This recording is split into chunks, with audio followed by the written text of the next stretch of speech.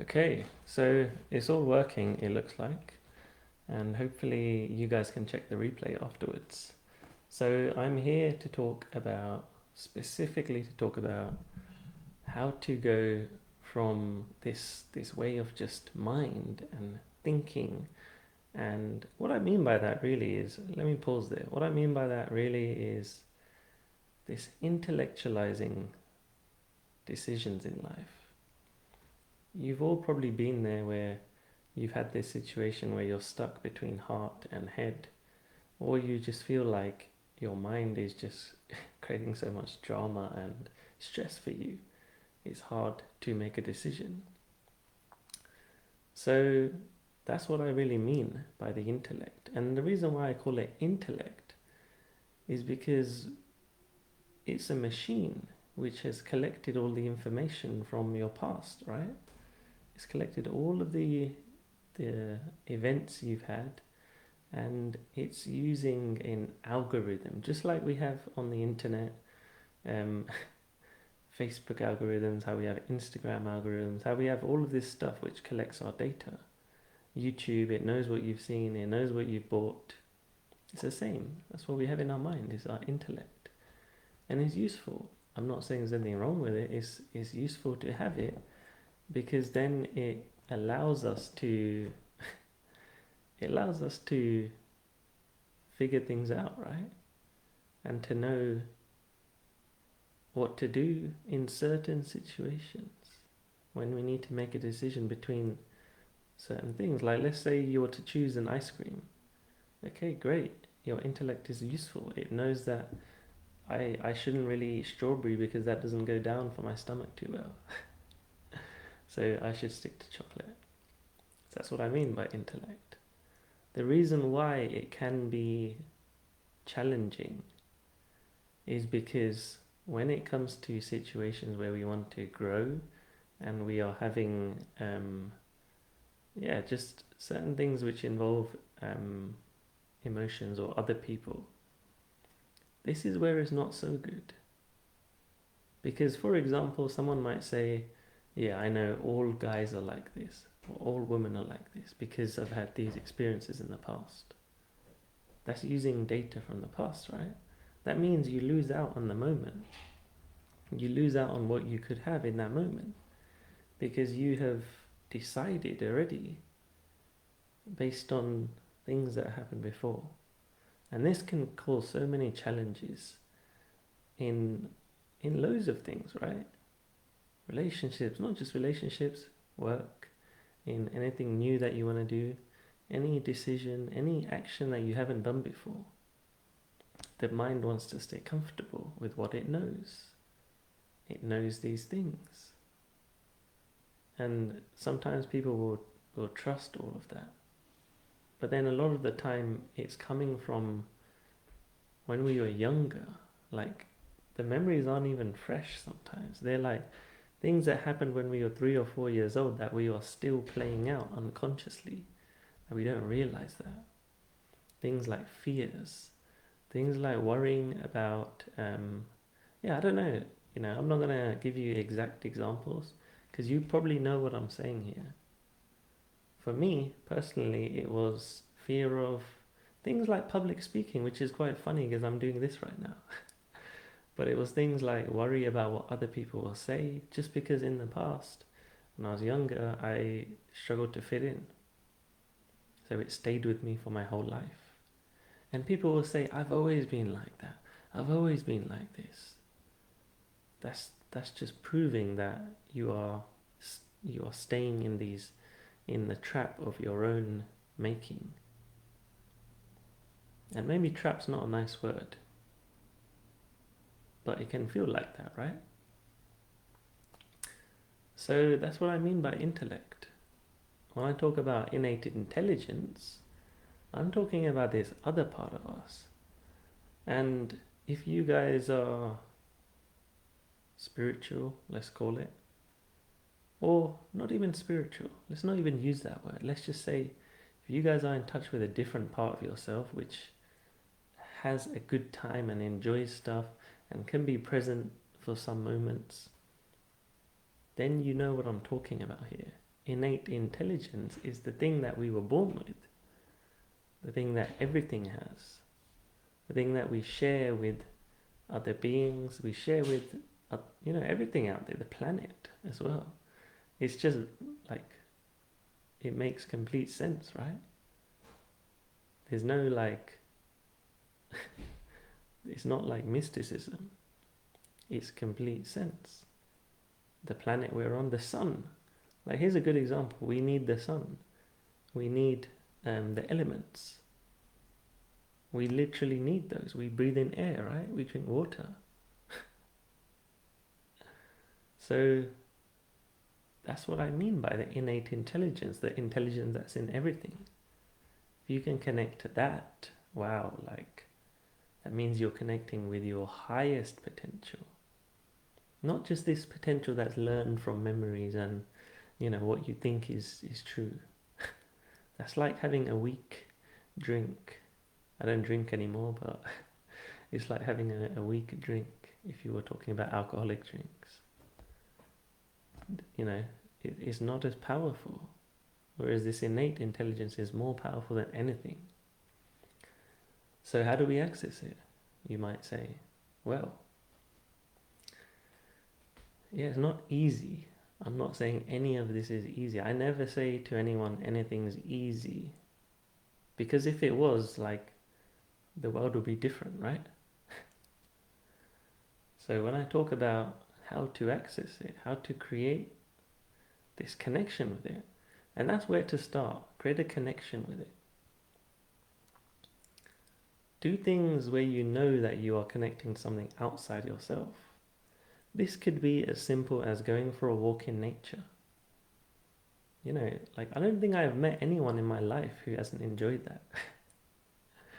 Even if they don't do it often, there is within everyone this connection to outside, right? Fresh air, being outside, being with just something that's not a building.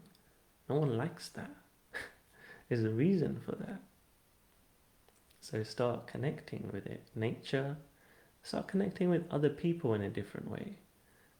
Just for the sake of connection. Not for the sake of, I need something from this person. No, just because you enjoy it. And we do this naturally as well, right? So this isn't new stuff. We enjoy this kind of stuff in connecting with people. Shared interest, feeling that buzz when you can have an in-depth connection with someone and just a good conversation, fun conversation as well sometimes. When you can do stuff like laugh, like, that's something we get, we're born with that. A baby can laugh. It's just an expression of joy, right? So do things like laugh. Something like dancing sometimes helps some people. With some of my clients, they tell me stuff like this. They love to dance. And it gets you out of the head and into this energy within you, deep. So that's a few other things. Whatever else you can think of, you tell me. Think of what else works for you. Somewhere where you can just disconnect and connect with something else. So that's how to get in touch with it. Once you start getting in touch with it more often, you will sense the energy that you're getting from it. You will start to learn more about yourself. You'll realize, wow, like, I enjoy this kind of stuff. Cool. This is giving me energy. Cool. I want more of that. And I'm not talking about these like cheap energy things, like going to watch Netflix. That's not the same thing. And I'm sure you understand that. I'm sure you understand that this doesn't give you what I'm talking about, this life force. So yeah, just distinguish what is a cheap buzz, cheap thrill, temporary thrill, versus what really gives you life. Once you've done that, once you identified what those things are, do them more. And once you've done them more, it starts to become you. you start to become it. You start realizing, wow, like I can actually see the world in a different way. And that's when the shift occurs. I call them insight moments or revelations sometimes. Like sometimes you might have a revelation when you're in nature, but it might just be that you're doing it now and then. So it's just like, yeah, wow, nature makes me feel good. But it's not like this true, established knowing that you've got this intelligence within you. So once you start doing these things more, once you start getting used to it, and once you start having these revelations, really take those, because they're not just happening just for the fun of it, and it's not really coming from the outside. It's coming from deeper within you. It's this knowing that we have, which is usually asleep. Let me go into that for a moment. It's usually asleep because we've been trained in this way or brought up this way of, yeah, certain things, like we should go and do these things. Some people teach us how to do stuff. Sometimes we get limitations.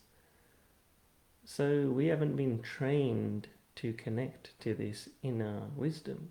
These days it's becoming more popular. People are meditating more, doing yoga more. People are doing all sorts of different things. So do whatever it is for you that gets you there. And I'm saying that specifically because it has to be what works for you. So once you've done that, once you've established this connection, start writing down what's coming up for me. Okay, I'm starting to sense these kind of things coming through for me. I'm starting to realize, like, I'm getting these flashes of insight, and creative people sometimes will know what I mean. It's these moments where you have these genius moments and you're like, yes, this is what I've got to do. Or the music makes sense, or something just clicks. So what I'm just saying is write down when those come up. Collect them. This is information. This is something that is coming through you. It's not coming through thinking or analyzing or sitting there brainstorming forever. Often these insights, this intelligence comes just like flashes. So write them down, collect them. Because then again, you'll start getting more used to this self, this process and this wisdom you have access to. Start getting used to it. So connect to it. Do more of the things that get you there, and then establish connection even deeper, and then start writing down what's coming up.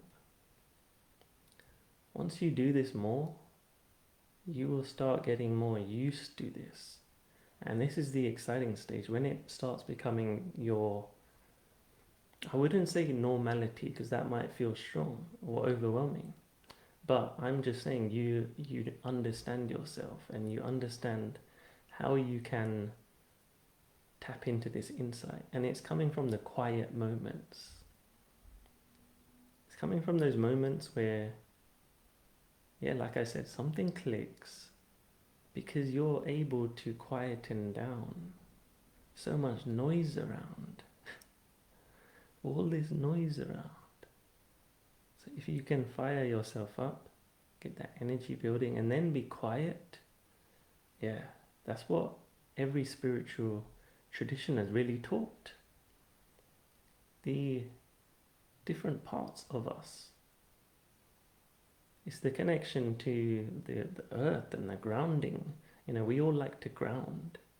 And I'm not even saying earth as in the earth on the floor. I'm saying the connection we have to grounding, just feeling stable, feeling like we are stable. So we want to balance that with wanting to grow and launch higher. If you can do that, like, life becomes amazing, and you access this higher intelligence. And that's how you can start creating your new future, because once you have these insights, once you get used to it, just the process I've just said, then you can start creating your future. Because now you wield this thing like a sword. You know, okay, I need to go and get some peace, quieten down because there's too much noise around me. Let me go and do the things that make me feel calmer and energized at the same time.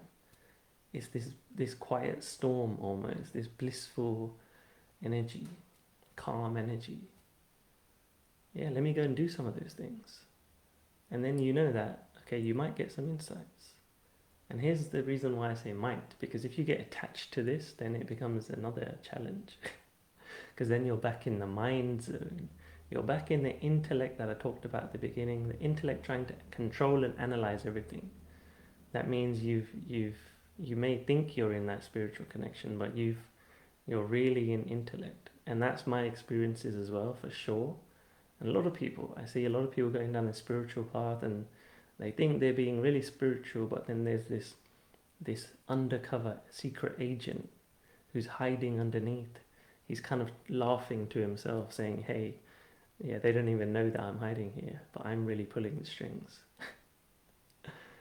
They think that they're spiritual, but they're not. I'm really pulling the strings. Me, the ego, the mind. It becomes like this dark villain who's corrupted the good person. But that's probably not a nice way to say it, because there's not a villain at all, the mind. So let me just clarify that. It's not a villain at all. It's there to be used for some things.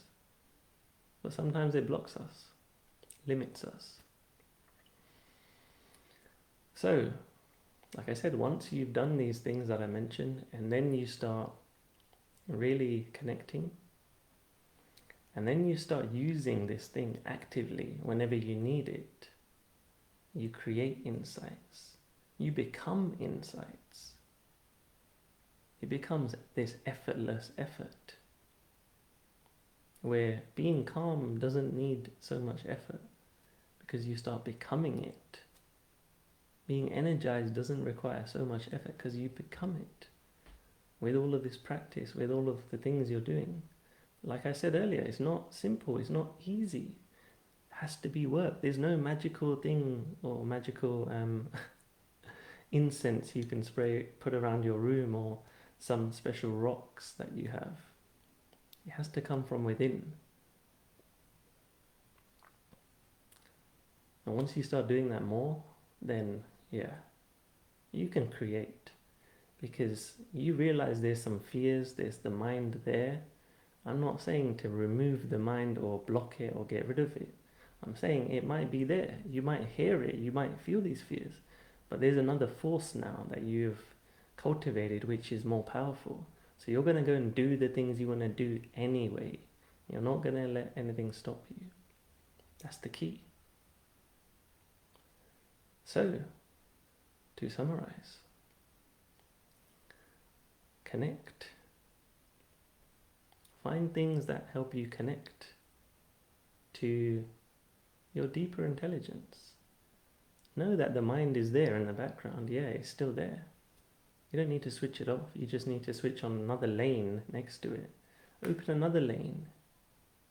Leave the other one alone. Don't try and do stuff with that, because that can be challenging. It doesn't like to be messed with. So open another lane. Connect with the things that you like to do. And then you do it more and you get more used to it. And then you find these insights. You cultivate these insights. You reflect on them. You write them down. And this is why I love to coach, because people are having insights in front of me and we can work through those. We can use that.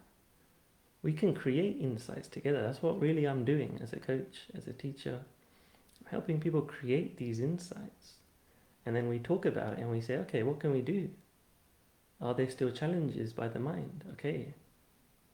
How do we open another lane and go elevate above that almost?